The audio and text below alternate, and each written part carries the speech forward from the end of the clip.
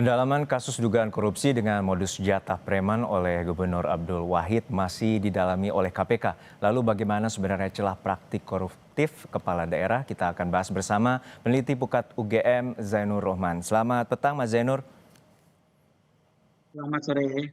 Ya, Mas Zainur, untuk saat ini bahwa modus klasik korupsi di sektor infrastruktur terutama di Provinsi Riau ini telah menjerat 4 gubernur. Lalu seperti apa Anda melihatnya bahwa kasus ini selalu berulang? Ya tentu menyedihkan ya, Hmm. kuatrik 4 kali Gubernur Riau terjerat operasi tangkap tangan ya. Artinya tidak ada pembelajaran yang diambil dari kasus-kasus sebelumnya dan tidak pernah ada perbaikan sistem yang berarti yang signifikan sehingga kasus ini terus berulang. Kenapa? Karena memang sejauh ini tidak pernah ada perombakan terhadap misalnya bagaimana pemilihan kepala daerah itu harus dilakukan bersih tanpa ada politik uang dan juga menekan biaya politik. Kita tidak mungkin mengharapkan hasil yang berbeda dengan cara yang sama ya. Kalau cara-cara pemilihan kepala daerah terus-menerus mengutamakan serangan fajar, high cost politik dengan pembelian perahu kepada parpol, ada sekian banyak pengeluaran yang harus ditanggung oleh calon kepala daerah, Hmm. maka nanti kalau mereka sudah terpilih, yang akan dilakukan adalah mengembalikan modal politik sekaligus memupuk modal politik untuk kontestasi berikutnya. Nah, saya lihat memang ini adalah pelajaran yang kesekian kalinya dari korupsi di daerah yang terus berulang karena tidak berubahnya sistem pemilihan kepala daerah kita. Artinya Itu, Anda Mas. melihat adanya siklus korupsi sistemik terutama di kepala daerah. Betul. Dan itu kan tidak jauh-jauh ya dari menggunakan kewenangan yang dimiliki oleh kepala daerah untuk mendapatkan keuntungan finansial, antara lain ya, menjual paket-paket pengadaan barang dan jasa. Dan infrastruktur ini adalah salah satu sektor yang paling banyak dijual karena anggarannya sangat besar dan mudah untuk mencari orang-orang yang mau untuk membeli paket-paket ini. Mereka itu biasanya adalah para kontraktor, para pemborong, para penyedia barang dan jasa yang memiliki kekuatan finansial yang besar. Yang kedua, biasanya tidak jauh-jauh dari menjual kewenangan perizinan.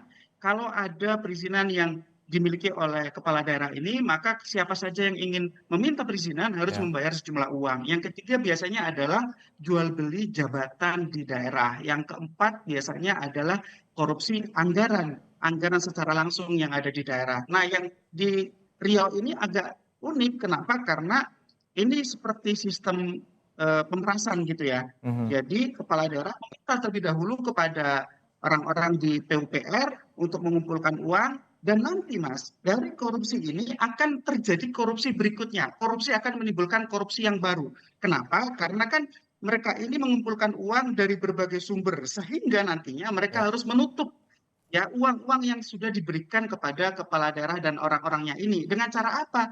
Meminta juga jatah preman kepada para penyedia barang dan jasa maupun kemudian melakukan fraud ya, melakukan pertanggungjawaban palsu, melakukan proyek-proyek palsu sehingga dari satu korupsi akan melahirkan sekian banyak korupsi yang lain dan Iya. ujung-ujungnya infrastruktur yang terbangun adalah infrastruktur yang buruk, kualitas jalannya jelek, mudah rusak sehingga sekali lagi ujung-ujungnya rakyat juga yang dirugikan Ya, dari perilaku ini seperti tentu ini. proyek jumbo di Riau yang anggarannya mencapai 177,4 miliar rupiah dan ini menjadi bagian dari modus dari Abdul Wahid untuk memeras kepada kepala dinas maupun kepala UPT. Lalu seperti apa sebenarnya modus dan juga peran dari kepala daerah ini begitu leluasa? Apakah minimnya pengawasan terutama bagi kepala daerah?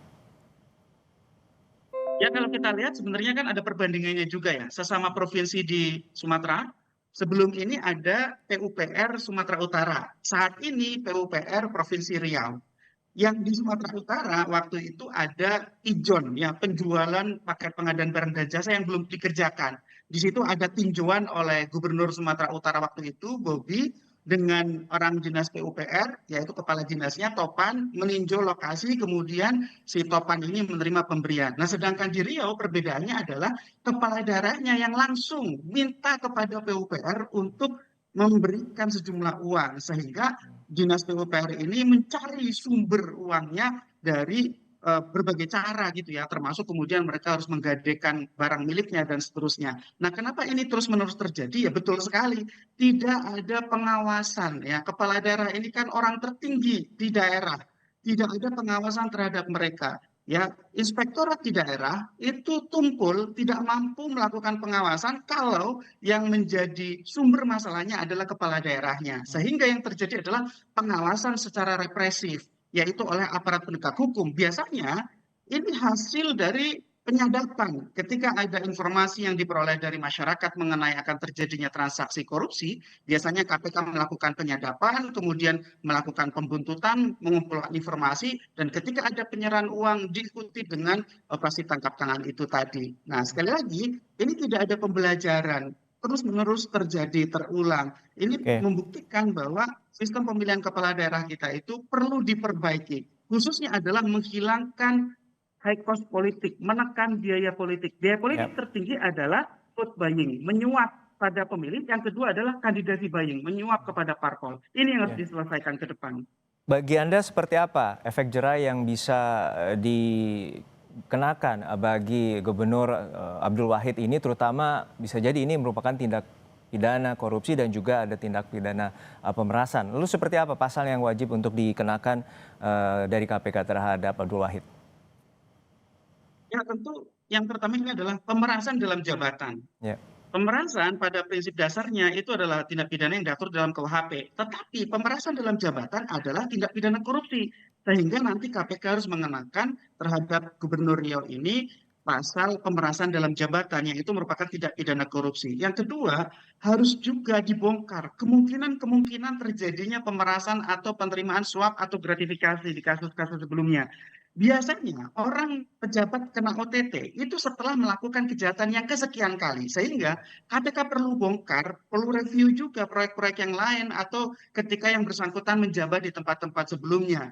Yang ketiga, harapannya ke depan ini juga bisa dilakukan penjeraan dengan mengembalikan kerugian negara ya. Semua proyek-proyek yang sudah dicuri ini harus Baik. dikembalikan kepada negara. Yang kedua harus dicabut nanti hak politiknya agar mereka ini tidak lagi bisa menduduki jabatan politik setidaknya untuk jangka waktu 5 tahun. Itu. Baik, kita terus cermati bagaimana pengusutan tuntas oleh KPK terkait dengan kasus korupsi yang menjerat Gubernur Riau Abdul Wahid. Terima kasih atas perspektif Anda, Mas Zainur Rahman, peneliti Pukat Sama-sama. UGM telah berbagi bersama kami di Kompas Petang. Dan